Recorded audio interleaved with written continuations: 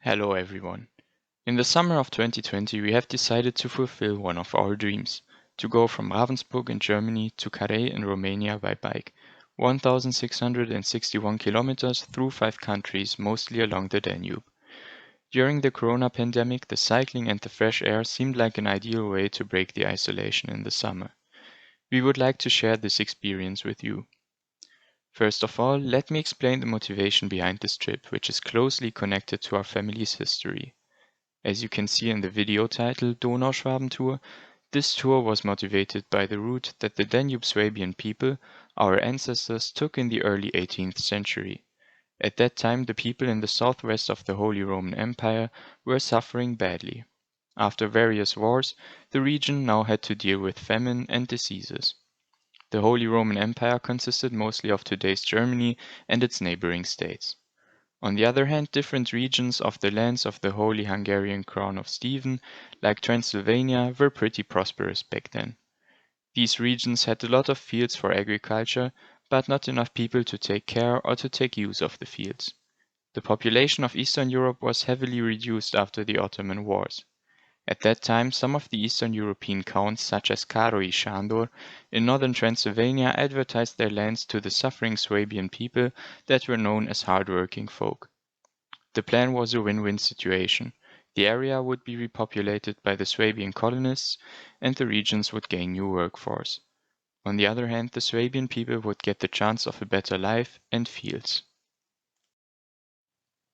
Compared to the famine in their homelands, taking part in the prosperity of these Eastern European regions must have sounded very promising to the Swabians, so that they took a long and dangerous trip upon themselves.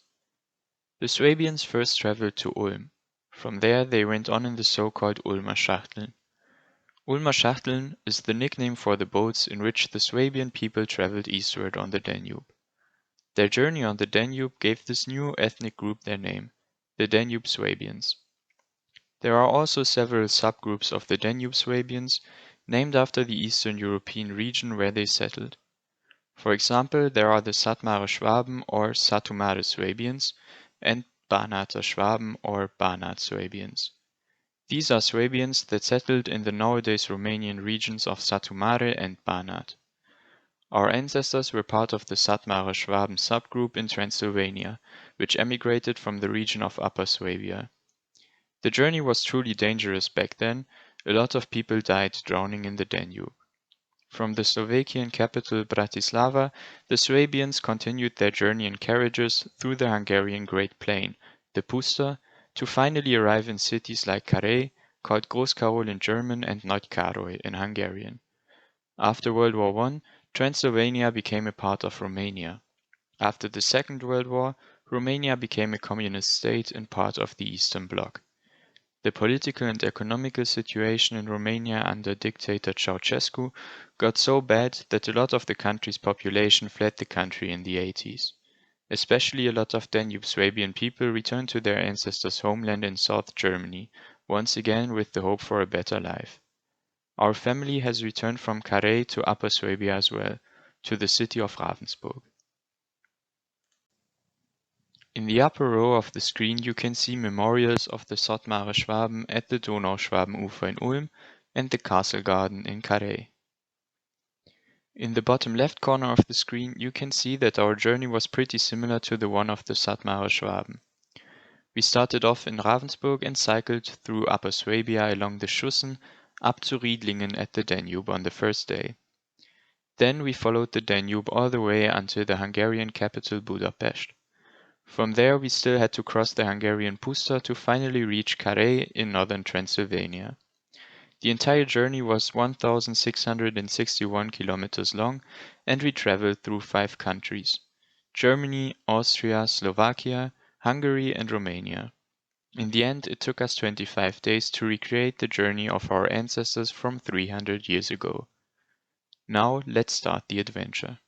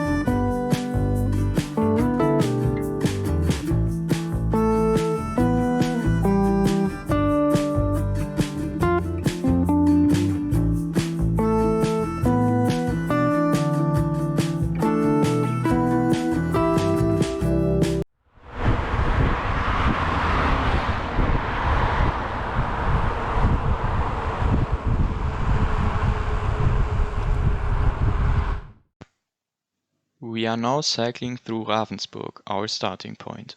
Some of you may even know the city. It is famous for its Ravensburger board games and puzzles. But as you can see, Ravensburg also has a beautiful old town from the Middle Ages and a lot of towers, like the so-called Blaserturm, which you can see here.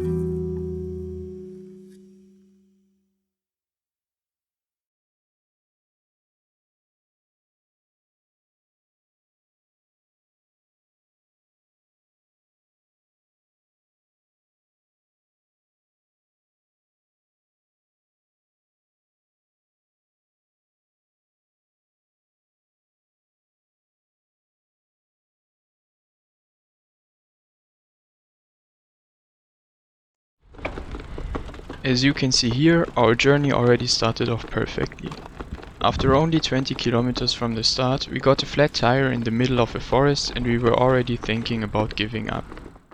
Luckily, we instead pushed the bike 8 kilometers until the next town, Aulendorf. We arrived at the town's bike shop at almost 6 p.m. and the shop was getting ready to close. Lucky for us, they still helped us out and fixed the tire pretty fast. After all of this, we were of course late in time, but still decided to continue and try to reach Riedlingen.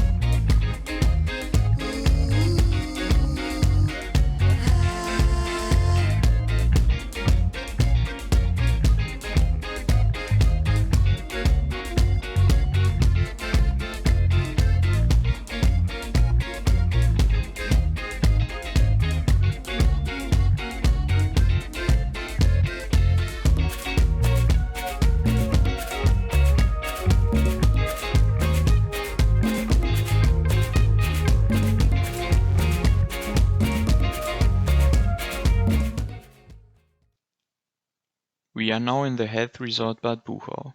As you can see in the picture, it has been the hometown of the ingenious Einstein's ancestors for a long time before they moved to Ulm.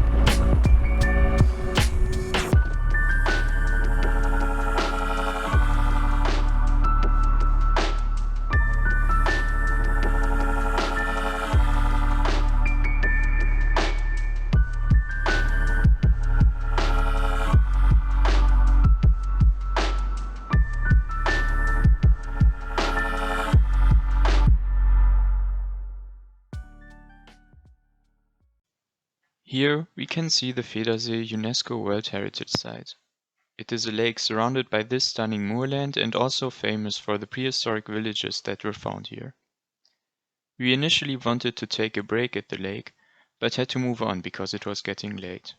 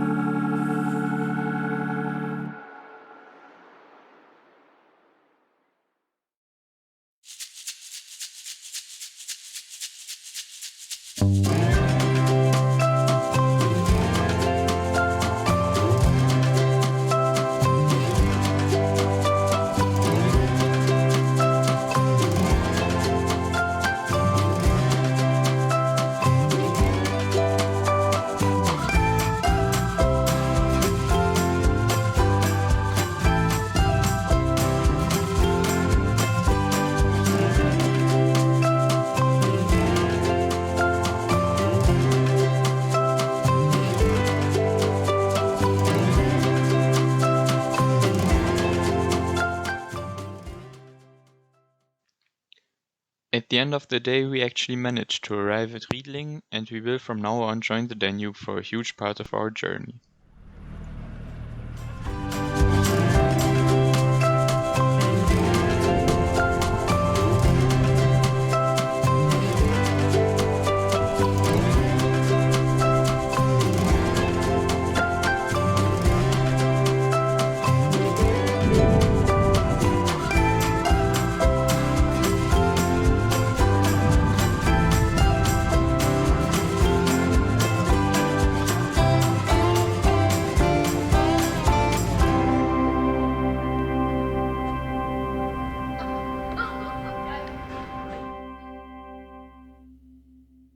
Now let's come to stage 2, from Riedlingen to Ulm in 70 kilometers.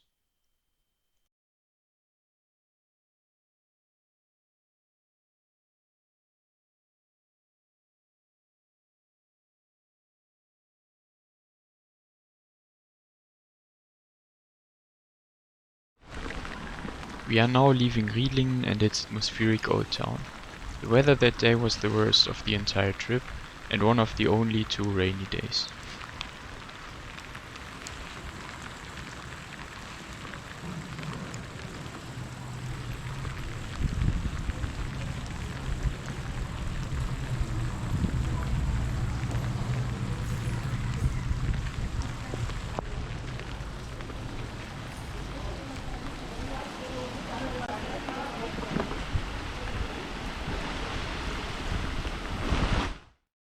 We are now passing by Obermaistal.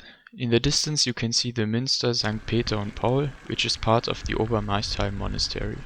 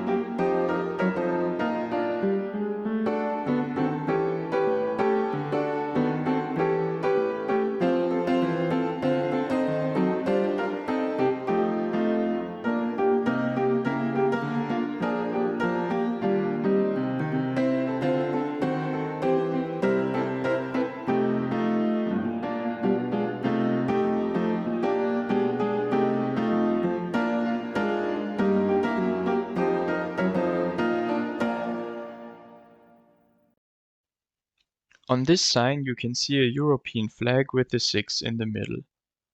That stands for the Eurovelo 6, which is the cycle path that we were cycling on for the biggest part of our journey. It is 4,450 kilometers long. The Eurovelo 6 goes through Europe and connects the Atlantic Ocean with the Black Sea. The cycle path starts on the French Atlantic coast near Nantes and ends at the Romanian city Constanța at the Black Sea coast. In Tuttlingen in Germany, the Eurovelo 6 joins the Danube almost until its mouth. That section of the Eurovelo 6 is also called the Donauradweg or Danube cycle path. Looking back, we have to say that the Austrian part of the Danube cycle path was the most developed. The Austrian part was almost entirely asphalted and close to the shore so that you could enjoy the Danube while cycling.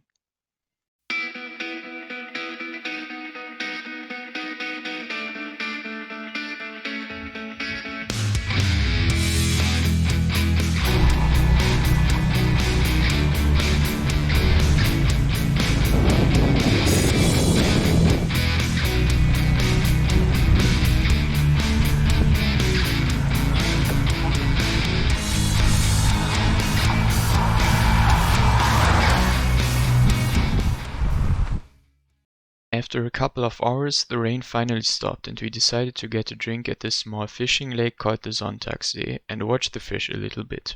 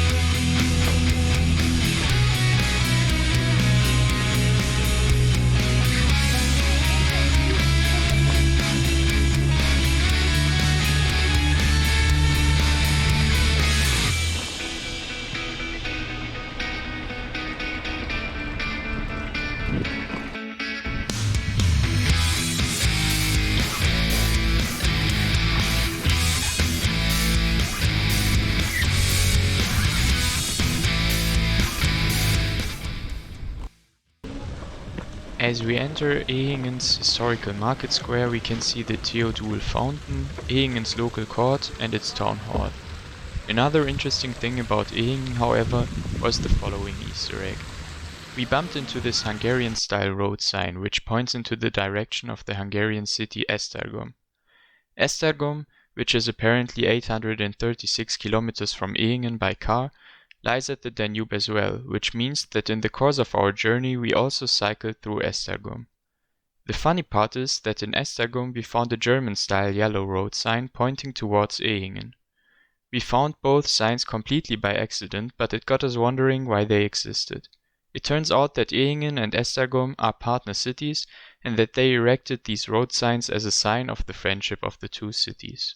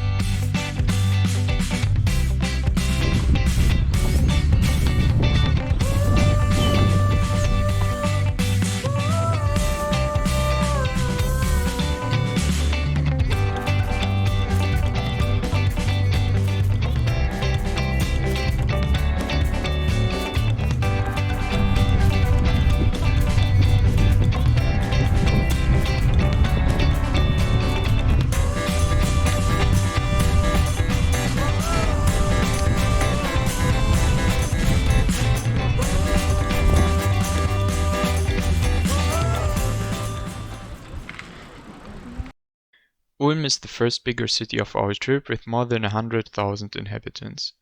It is a university city and with its about 10,000 students, the city is attractive for young people. We are right now in the probably most beautiful part of the city, the Fischerviertel. These half-timbered houses and the restaurants are characteristic for this quarter.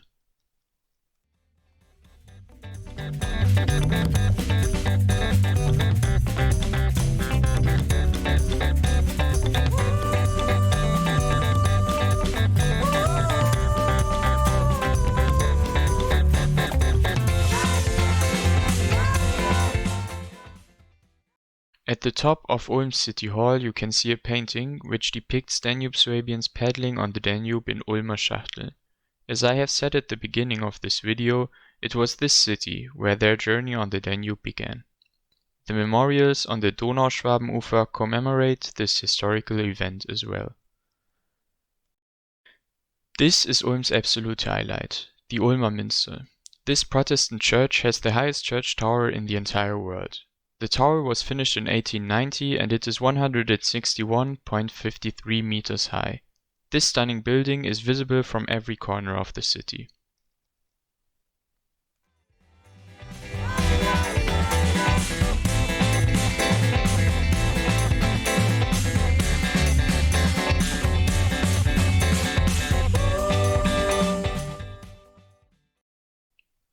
On the right side of the road we can see the names of major cities along the Danube painted on the ground.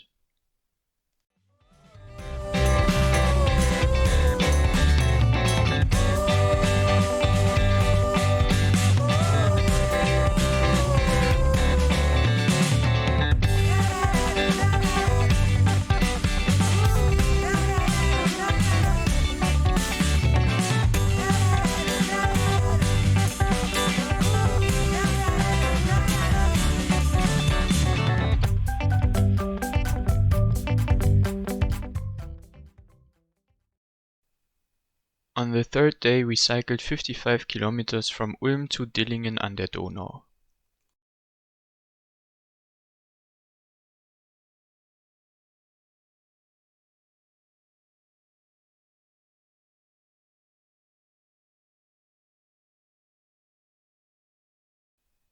As mentioned in the last stage, the Donauschwaben-Ufer in Ulm commemorates the Danube Swabians that emigrated from Swabia to Eastern Europe in the 18th century. Some subgroups of the Danube Swabians, like the Sottmarer Schwaben, have their own memorial plaque. Even though they emigrated to different regions, all Danube Swabians had one thing in common. The starting point for their journey on the Danube were these shores. Here they embarked the Ulmer Schachtel. Back then the journey could end deadly. The Danube was a wild river with a lot of strong rapids and rocks that could cause the boats to capsize. Today the Danube is mostly tamed. The big amount of dams made it more or less possible to control the river, although floods are still happening to this day and they can cause devastating damage to the cities on the shore of the Danube.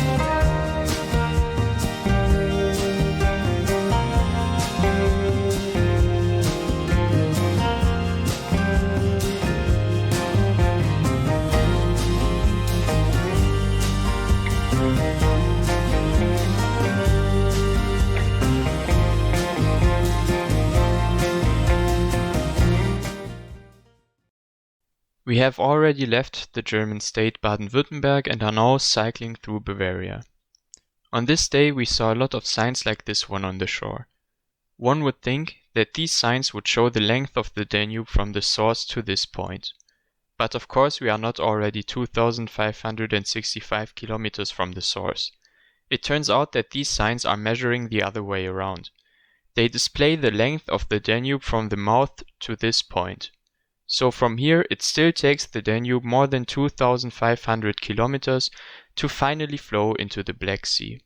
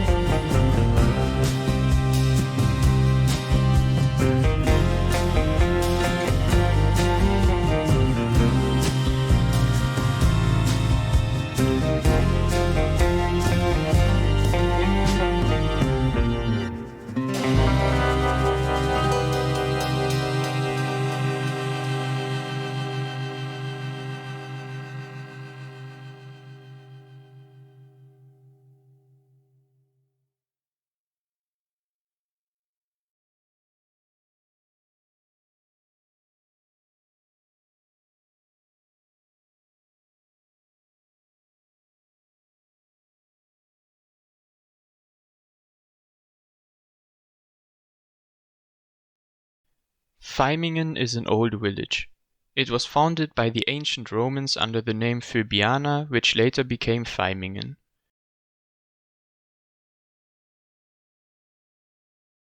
This Roman Apollon temple is proof of the Roman settlement here.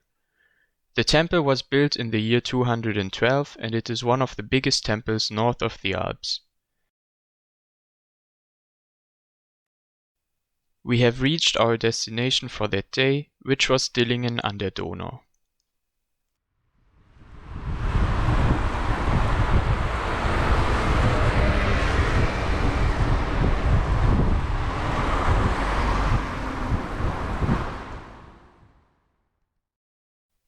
In stage 4 we continued our journey from Dillingen an der Donau to Donauwörth.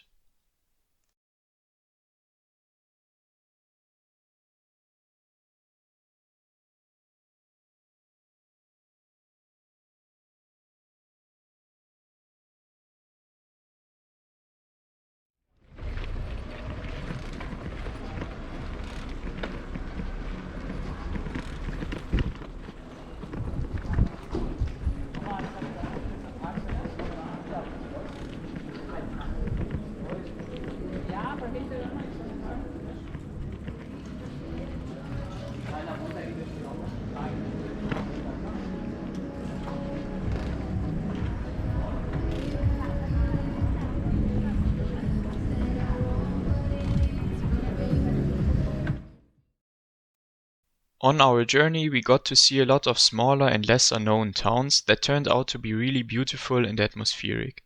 Dillingen was one of these towns. In the old town we found some impressive buildings like this tax office that you can see here or the Basilica St. Peter.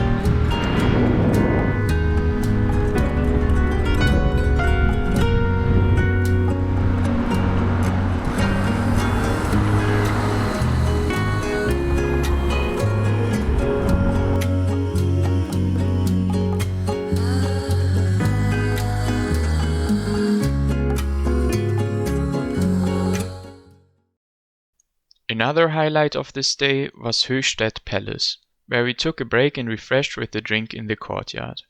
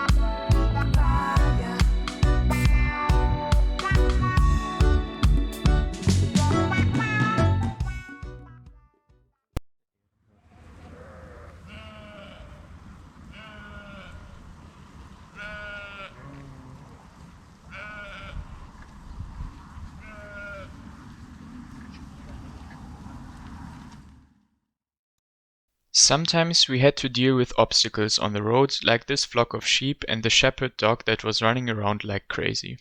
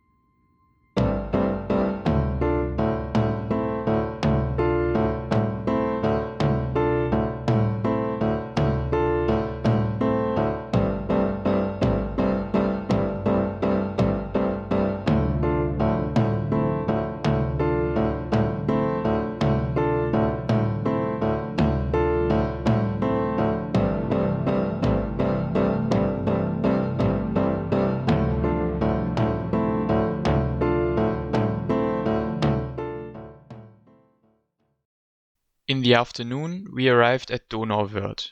When it comes to industry, there is an Airbus helicopters division in Donauwörth, where they are producing helicopters for military and civil purposes.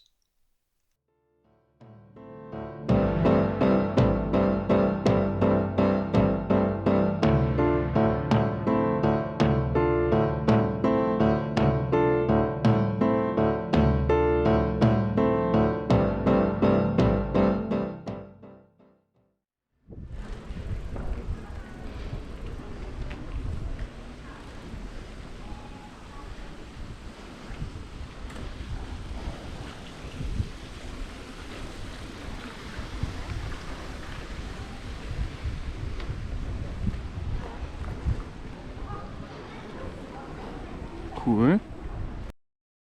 We are now entering the old town through the Rieder Tor.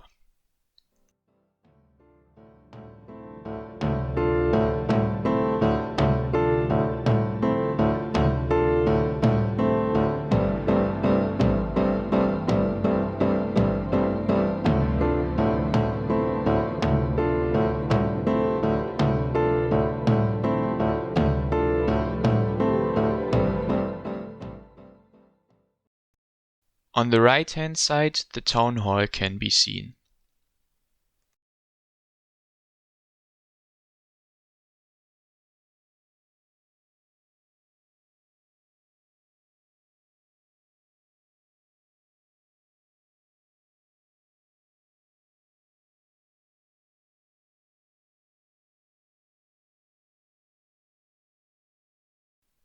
Then we are cycling up the Reichsstraße, past the Liebfrauenmünster on the left.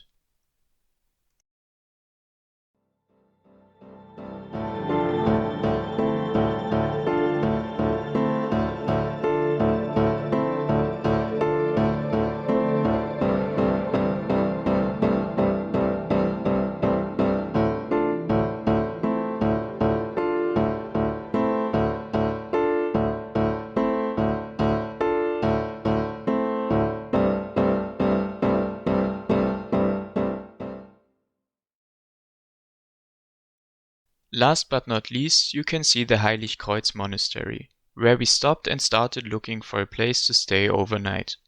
We were often looking for hostels when we just arrived at our destination for the day. But sometimes when we were late, we would already start calling hostels on the road.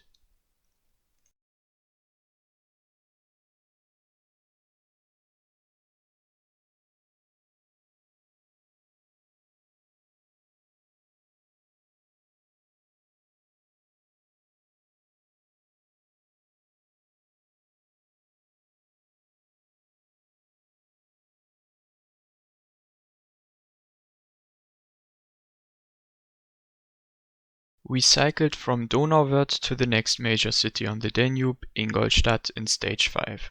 This stage was 65 kilometers long.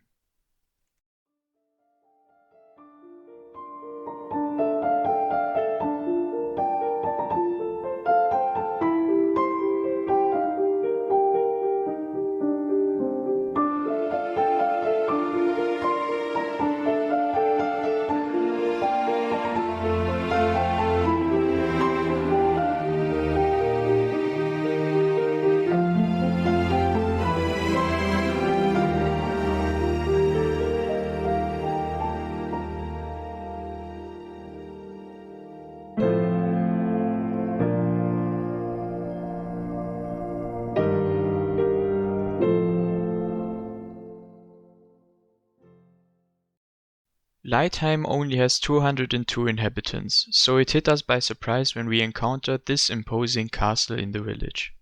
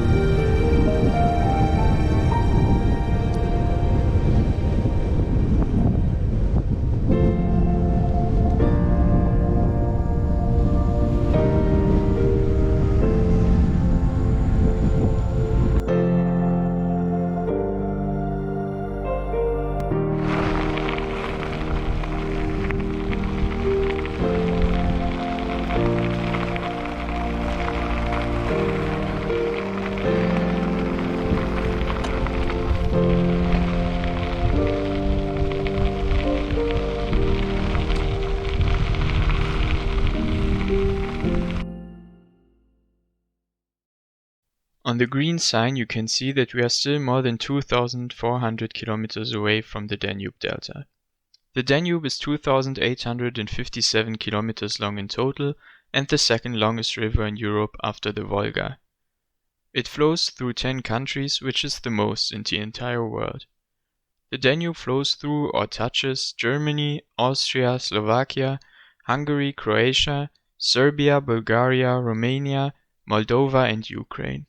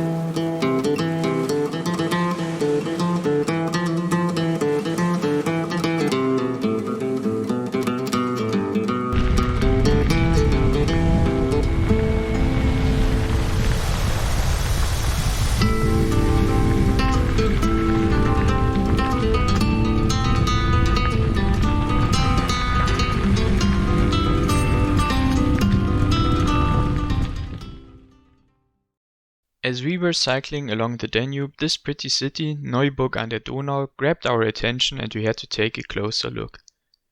Neuburg has been the residence city of the Duchy of Pfalz-Neuburg for centuries, and the architecture is accordingly beautiful.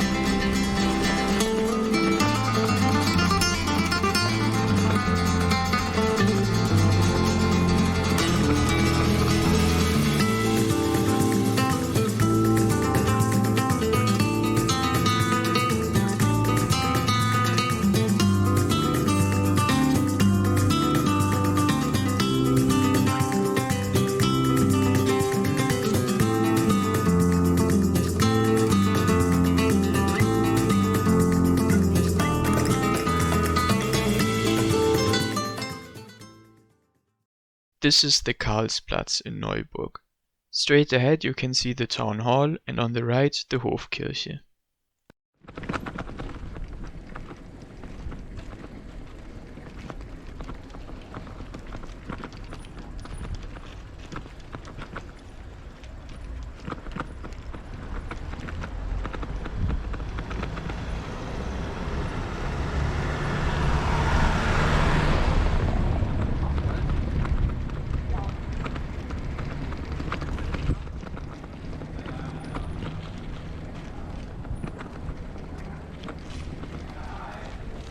Jo.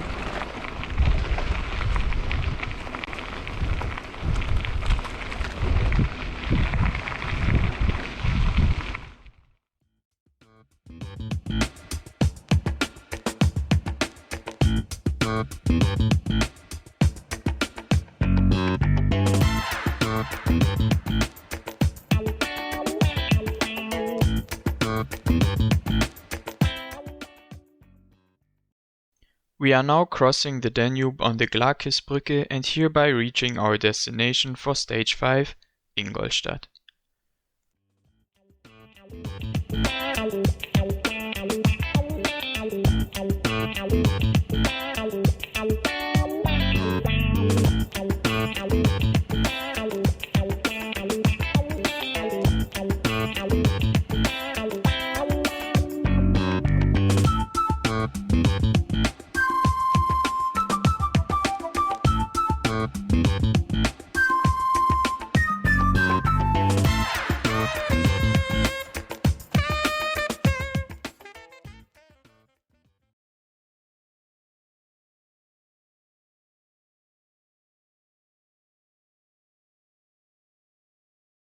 In stage 6 we traveled from one major Bavarian city to another, from Ingolstadt to Regensburg in 95 kilometers.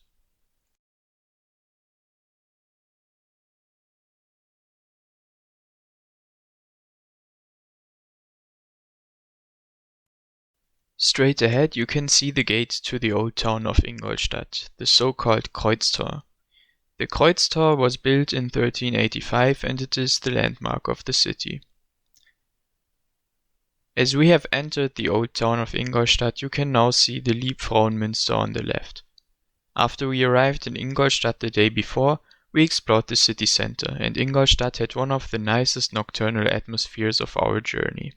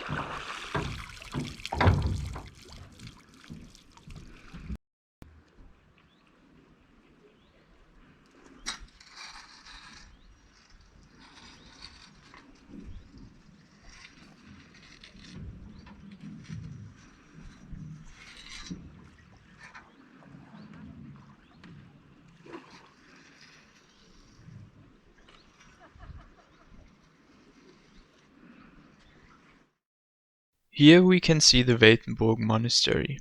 It is a Benedictine monastery and its origins go way back to the year 617. This monastery is famous for its monastery brewery, which is the oldest in the entire world. The first beer of this monastery was already brewed in the year 1050. Since then the brewery is still intact and you can order a beer here that was brewed in the old Benedictine tradition.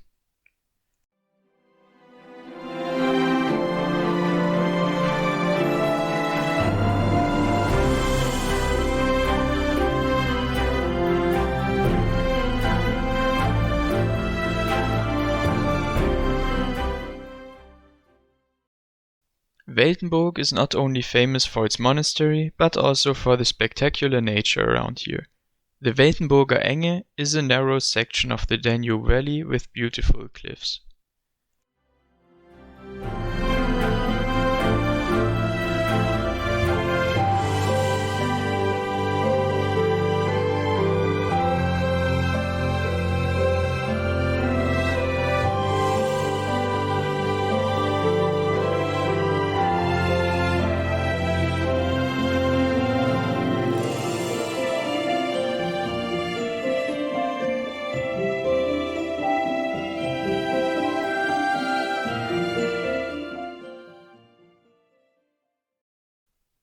Initially we wanted to end the stage at Kelheim already, but we were well in time and thus decided to cycle all the way until Regensburg. The day that we won here would come in handy later on our trip.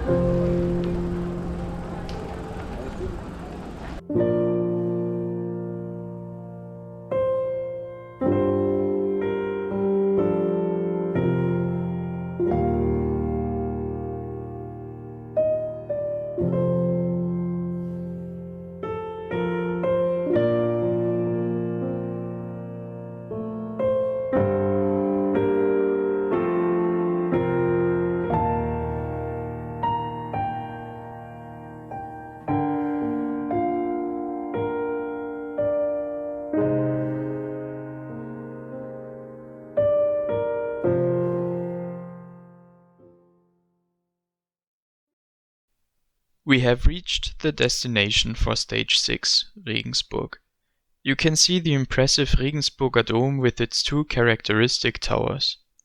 The Regensburger Dome and the Kölner Dom are the most important Gothic cathedrals in Germany.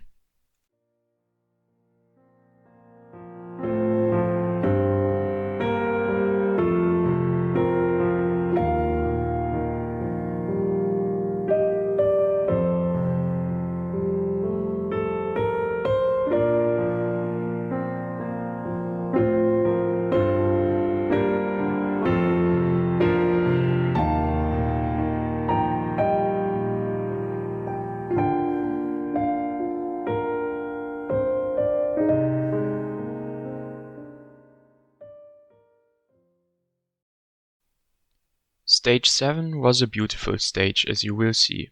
We cycled from Regensburg to Straubing in 65 kilometers.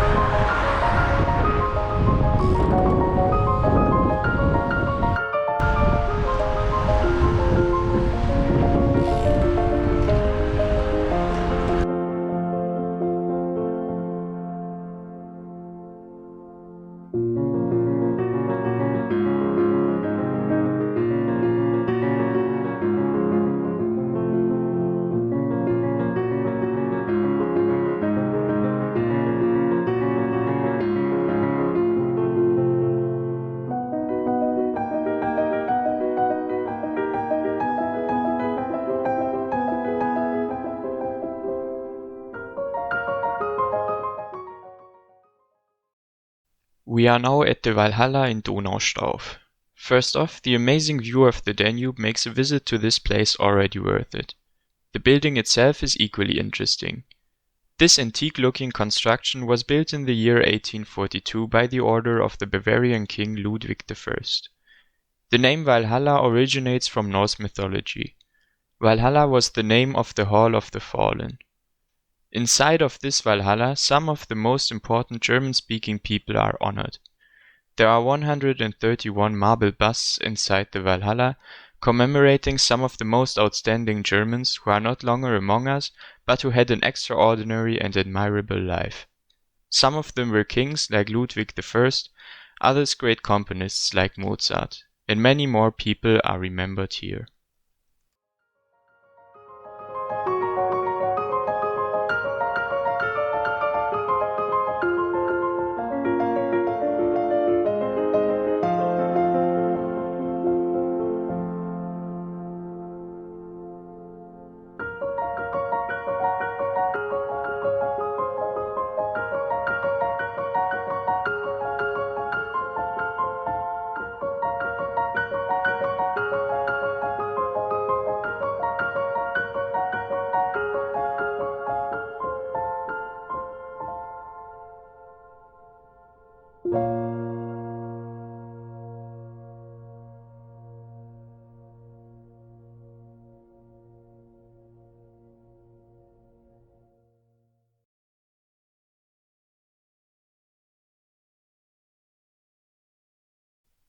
A special place in the Valhalla was created for the brave people that stood up against the Nazi regime.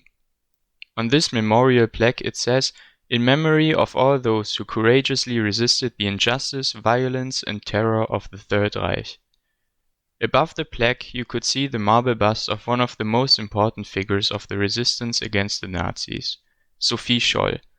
She was executed together with her brother on the 22nd of February 1943 because of their agitations against the regime.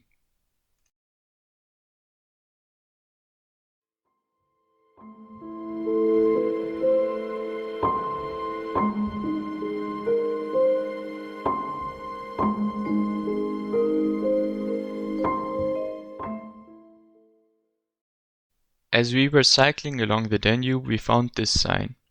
Apparently in Bach an der Donau you can find Germany's smallest wine-growing region. We cycled into the village to take a closer look. Sadly, the wine museum that we wanted to visit was closed. Nevertheless, the small detour through Bach was still worth it due to these idyllic vineyards.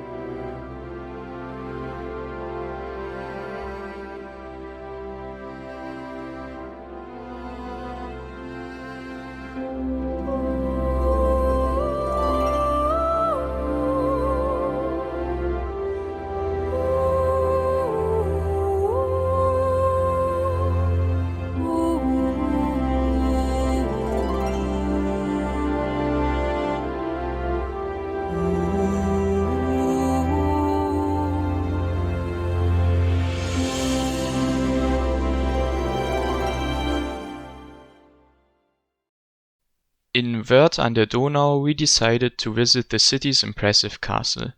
The problem with visiting castles throughout the trip has been that they were often built up on hills. This meant some extra effort for us on the bike, but we have always been rewarded with nice views like this one.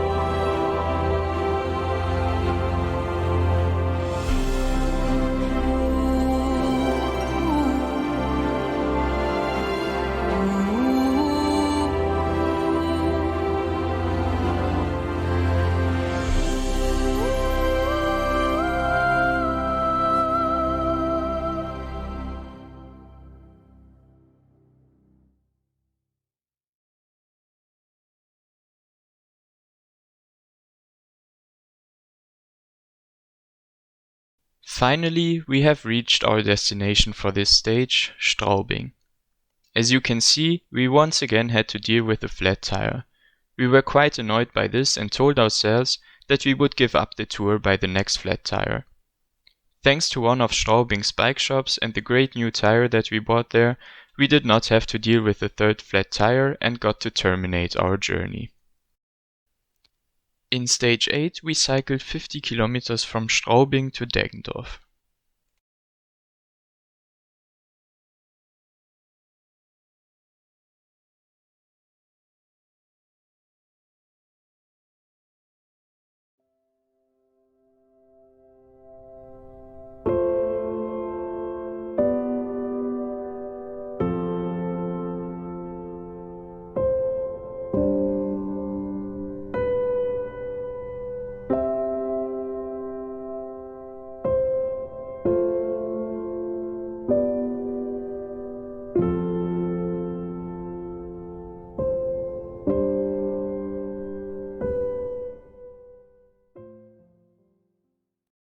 This is Straubing's atmospheric main square. The square is filled with the market and restaurants. The absolute eye-catcher, however, is Straubing's Stadtturm in the center of the square. This watchtower from the Middle Ages is 68 meters high and the landmark of the city.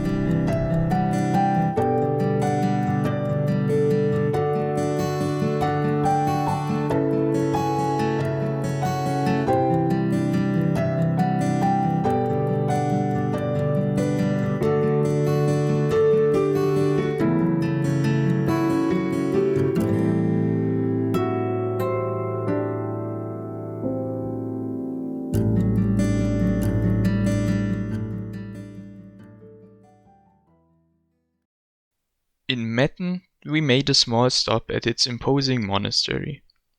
The Gothic church St. Michael with the two onion towers got our attention.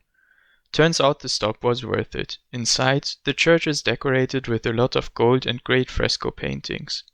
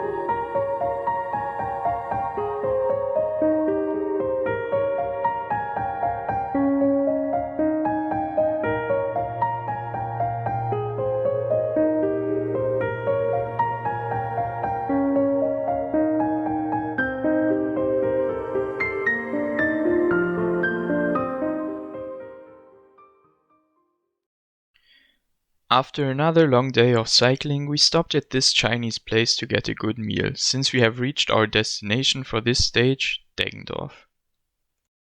Stage 9 was our last German stage. We traveled from Deggendorf to Passau in 65 kilometers.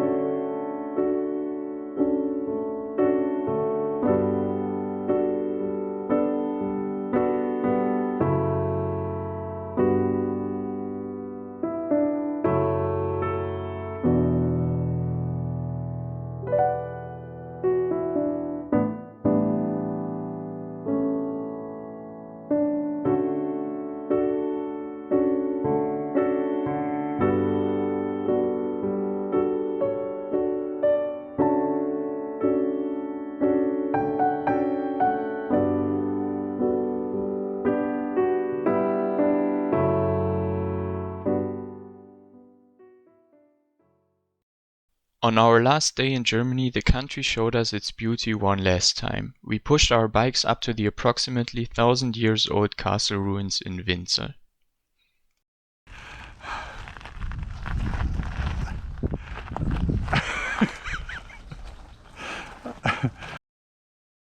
There, we took a break and enjoyed the stunning view over the Danube and the surrounding area.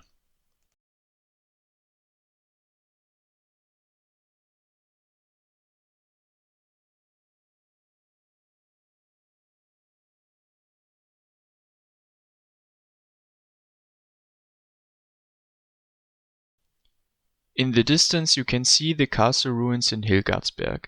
We once again couldn't help but cycle up to the castle.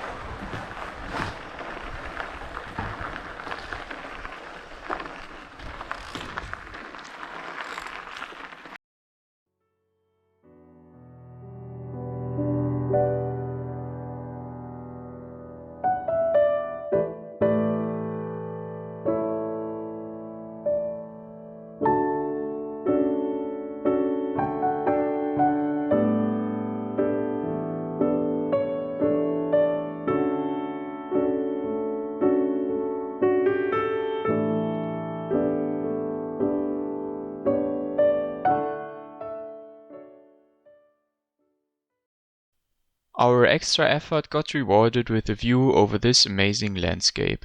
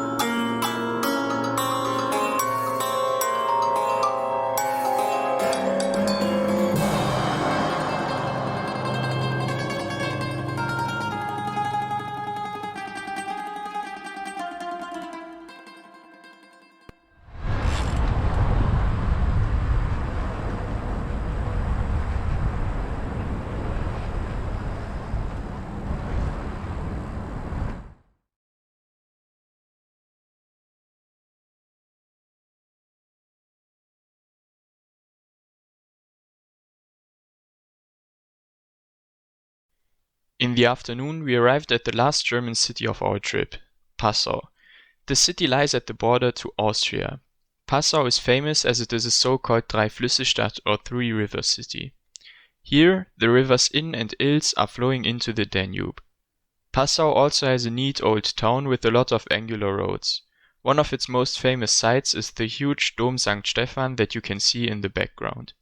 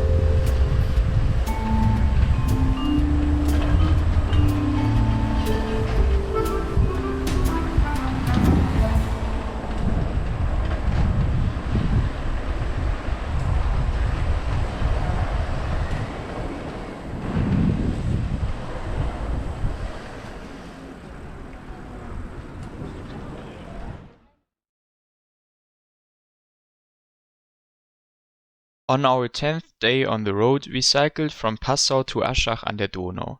Stage 10 was 70 kilometers long.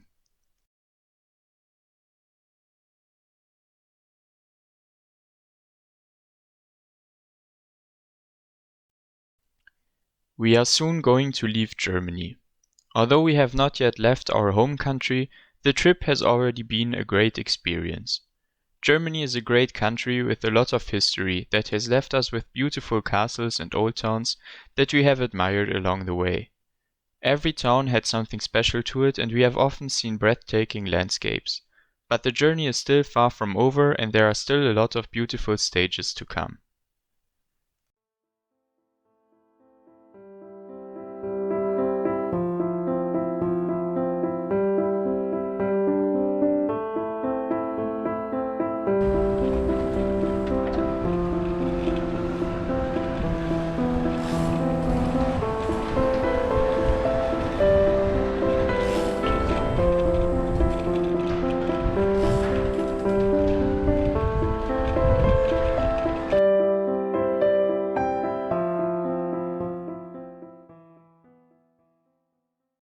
We are finally entering Austria.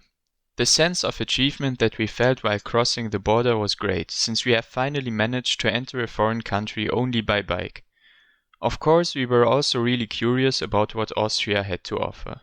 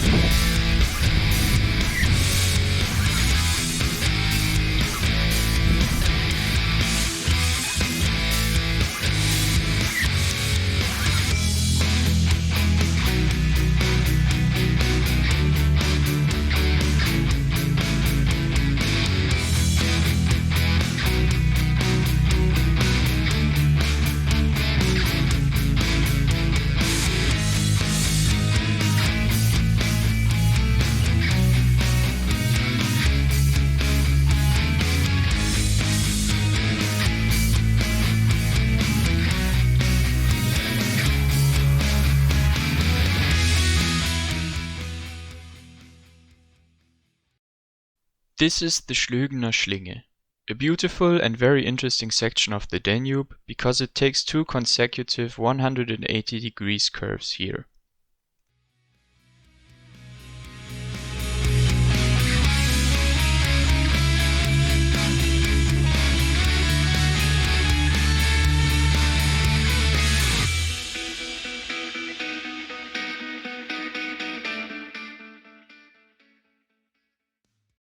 Due to the special course of the Danube at Schlögen, this section was one of the most dangerous ones for the Danube Swabians back in the 18th century. But since then, the Danube has been mostly tamed and the Schlögener Schlinge is not as dangerous as it used to be. It is no longer a problem to travel on the Danube by boat, as these strong Vikings will prove.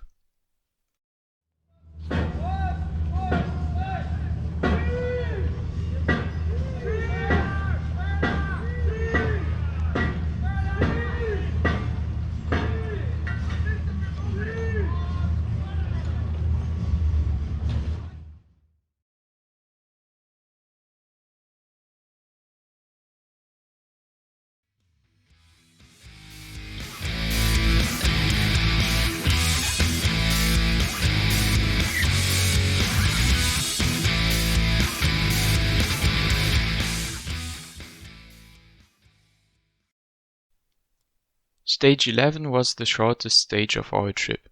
We cycled from Aschach an der Donau to the major Austrian city Linz in 40 kilometers.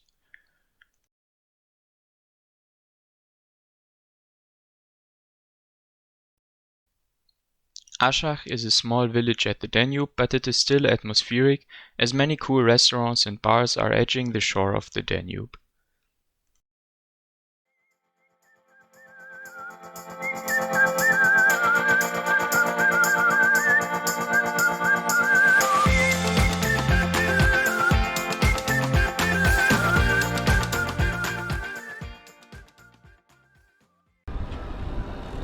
Oops.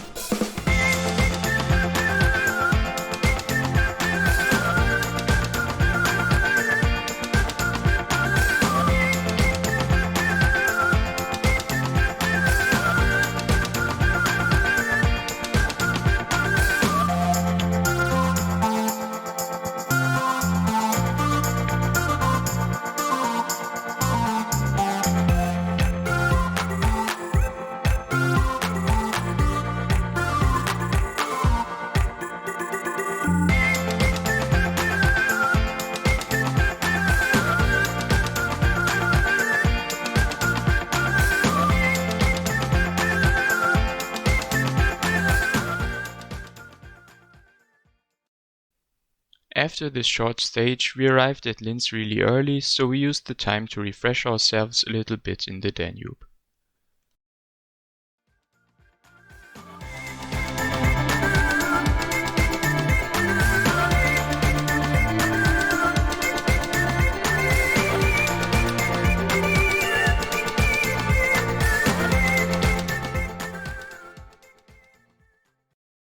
In the night we wanted to explore Linz. However, we had to deal with another setback. My father accidentally took a misstep and injured his foot. Luckily, he was still able to continue the trip the next day.